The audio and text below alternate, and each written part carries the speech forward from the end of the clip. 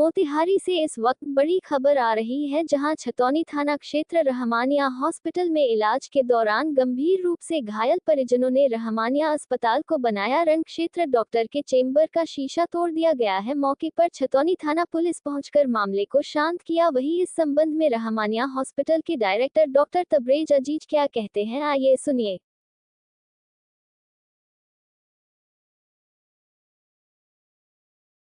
मैं डॉक्टर तबरेज अजीज यहाँ का मैनेजिंग डायरेक्टर हूँ रहमानिया हॉस्पिटल का। तो ये तो बहुत चर्चित हॉस्पिटल है इन द सेंस कि जितने भी सीरियस केसेस आते हैं, गोली लगा हुआ कोई भी सीरियस, तो ऑलमोस्ट यहीं आता है अभी मैनेज विद फुल। तो ये पेशेंट जिसके बारे में बात हुई अभी जो इंसिडेंस हुआ, ये पेशेंट अभी हमने पूछा आईसीयू जो डॉक्टर अटेंड कर रहे हैं, तो ये परसों आए हुए थे। कोई रैट पॉइजनिंग करके आए।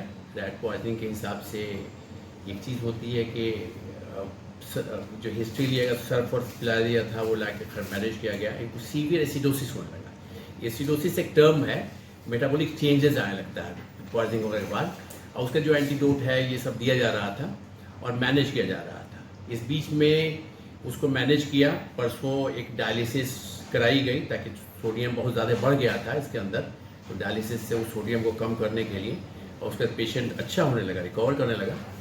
और ये फिर कल इनको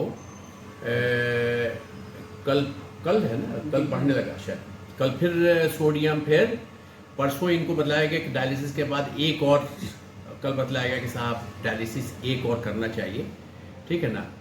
और चूँकि पेशेंट को फिर एसिडोसिस डेवलप करने लगा, फिर थोड़ा सा सोडियम बढ़ने लगा, तो हुआ कि एक सेक्शन डायलिसिस। मगर यहाँ पे पेशेंट के अटेंडेंट में एक साहब हैं जो अभी हमसे बात हुई, मैं तो यहाँ मरीज़ देख रहा था, जब हंगामा हुआ तो मैं उधर गया तो मैंने पूछा, तो एक अटेंडेंट है वॉज वेरी एग्रेसिव।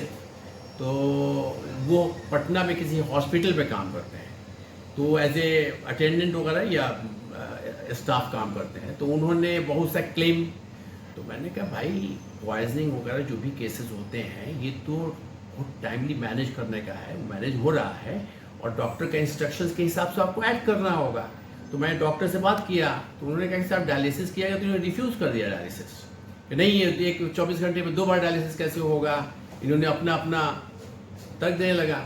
फिर वो जो पेशेंट थोड़ा सा रेस्टलेस आज होने लगा, रेस्टलेस, तो परसों भी इसको बतलाया कि पेशेंट आपका थोड़ा सीरियस है, बेटर है कि इसको एक डायलिसिस हुई, रिकवर कर रहा है, चूँकि खून की कोगुलोपैथी हो जाती है, तो आप बेहतर है कि इसको अच्छे सेंटर पे पटना ट्रांसफ़र कीजिए, ठीक है ना।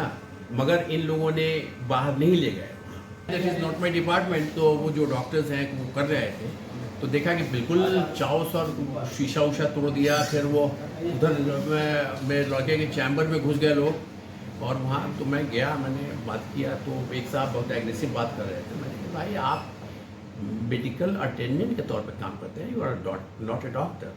तो मैंने खैर जो बात हुआ वो ट्रीटिंग डॉक्टर से बात किया, तो ट्रीटिंग डॉक्टर का जो management of the line of the management बिल्कुल सही था, और उसमें आपको कंसीडर करना होगा, डॉक्टर के एडवाइस को फॉलो करना होगा, ठीक है ना। परसों भी इनको कहा गया, रेफर किया गया, ये लोग नहीं वो किए। परसों डायलिसिस के बारे में वो लड़के ने जो कहीं करता था तो उसने मना कि 24 घंटे के अंदर 2 डायलिसिस कैसे होगी, क्या होगा।